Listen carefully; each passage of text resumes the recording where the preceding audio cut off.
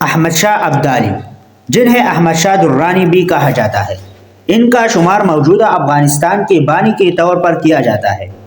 یہی سبب ہے کہ افغانی ان کو احمد شاہ بابا کے نام سے بھی یاد کرتے ہیں۔ افغانستان میں ابدالی حکومت کے داغویل ڈالنے والا یہی بہادر حکمران تھا، جس نے نادر شاہ کے وفات کے بعد 1747 میں لویا چرکا کے فیصلے کے نتیجے میں اقتدار سنبھالا۔ اپنے دور حکومت میں انہوں نے ہندوستان پر کئی حملے کی، جن میں سے ایک کے سوا سب میں کامیابی حاصل کی۔ ان کی ہندوستان میں سب سے بڑی لڑائی پانی پت کی تیسری بڑی لڑائی تھی، جو کہ 1761 میں مرہٹوں کے خلاف لڑی گئی۔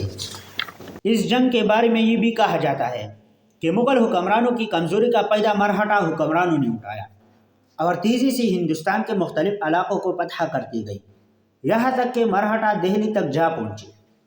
اس وقت وہاں کے مسلمان حکمران نے احمد شاہ ابدالی سے مدد طلب کی، اور احمد شاہ ابدالی افغانستان سے ایک بڑا لشکر لے کر اپنے مسلمان بھائی کی مدد پر لبیک کہتے ہوئے بڑھے، جہاں پانی پت کے مقام پر دونوں لشکر آمنے سامنے ہوئے۔ اس جنگ میں دونوں جانب بہت بڑی لشکروں نے حصہ لیا۔ شاہ ابدالی کے لشکر کی تعداد کا اندازہ اس بات سے لگایا جا سکتا ہے کہ جنگ والے دن احمد شاہ ابدالی نے اپنے لشکر کو ترتیب دیا تو وہ 7 میل کے فاصلے پر پھیلا ہوا تھا۔ اسی طرح مرہٹوں کا لشکر بھی بہت وسیع تھا۔